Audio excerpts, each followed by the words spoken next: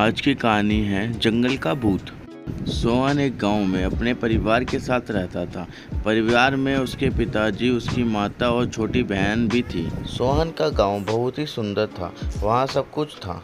एक सुंदर नदी, गांव के पास ही बर्फीले पहाड़ जो सदियों से ऐसे ही अडिग खड़े थे। यही वजह थी कि सोहन के गांव का कोई भी व्यक्ति गांव छोड़कर कभी शहर जाने के बात भी नहीं करता था, और अगर कोई चला भी गया तो 2 दिन में ही वापस आ जाता था। गांव के सभी लोग आपस में मिलकर अपनी ज़रूरतों को पूरा कर लिया करते थे। उन्हीं दिनों गांव में एक बड़ी कंपनी के लोग आए। उन्होंने गांव के लोगों को मिलने के लिए बुलाया और उनके लिए बड़े समारोह का भी आयोजन किया। गांव वालों को कोई अंदाज़ा नहीं था कि वह क्या बात करने वाले हैं। तब कंपनी के एक अधिकारी ने उन्हें बताया कि वह इनके गांव में एक बड़ी फैक्ट्री लगाने वाले हैं, जिससे गांव का भी शहरों की तरह विकास हो पाएगा। लेकिन इसके लिए उन्हें कंपनी को अपनी ज़मीनें बेचनी होगी।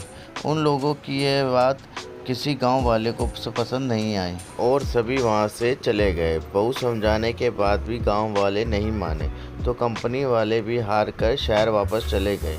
एक दिन की बात थी। गांव का एक आदमी अपनी पत्नी के साथ जंगल के रास्ते अपने घर को लौट रहा था। तभी जंगल से कुछ डरावनी आवाज़ें आने लगी। वह परिवार घबराने लगा। उन्होंने देखा कि 8-10 फीट लंबा एक सफ़ेद साया उनकी ओर बढ़ रहा है, जिसकी आंखें अंगारे की तरह दहक रही थी। वह लोग घबरा गए और चीखते चिल्लाते गांव की तरफ भागे। उनको ऐसी हालत में देखकर गांव वालों ने उन्हें संभाला। उन्होंने गांव वालों को बताया कि जंगल में एक भूत है जो उन पर हमला करने वाला था।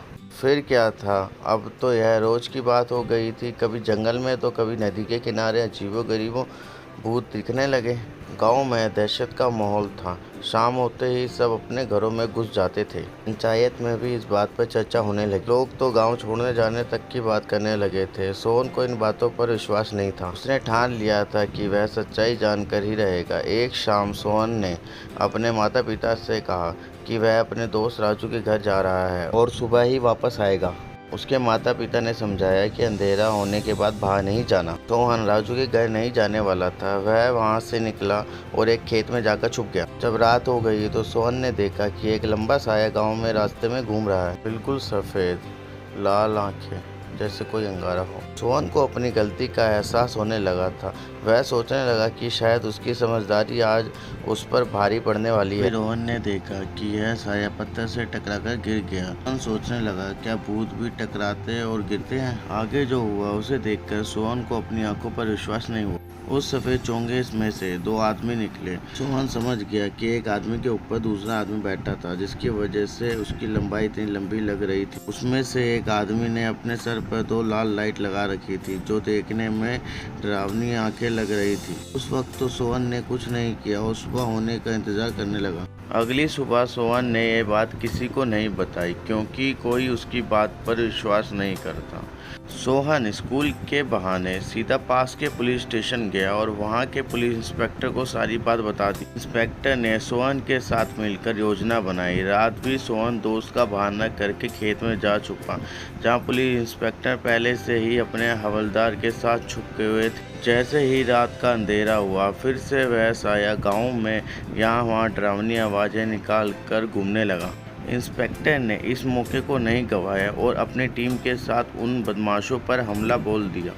पुलिस को देखकर भूत का रूप धरे हुए बदमाश गिरते पड़ते भागने लगे, लेकिन पुलिस ने उन्हें पकड़ लिया। शोर सुनकर गांव वाले भी अपने घरों से बाहर निकल आए। सारी बात सुनने के बाद गांव वाले पुलिस का धन्यवाद करने लगे, लेकिन पुलिस इंस्पेक्टर ने उन्हें बताया कि यह सब सोहन की वजह से संभव हो पाया है। इंस्पेक्टर ने उन बदमाशों की खूब पिटाई की और पूछा कि वह यह सब कुछ क्यों कर रहे हैं।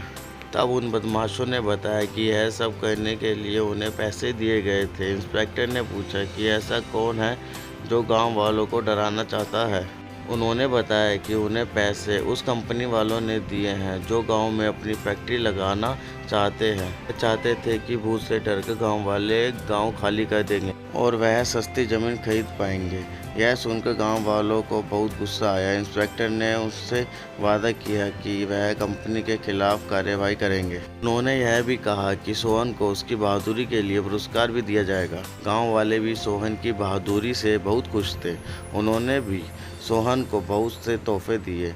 वहीं सोहन के माता पिता हैरान थे कि उनका छोटा सा सोहन कब इतना बहादुर हो गया। उन्हें भी सोहन पर गर्व था। उम्मीद करते हैं कि आपको यह स्टोरी ज़रूर पसंद आई होगी। ऐसी ही और स्टोरी के लिए ओल्ड टाइप हिंदी कहानियों को सब्सक्राइब करें। Thank you for watching video.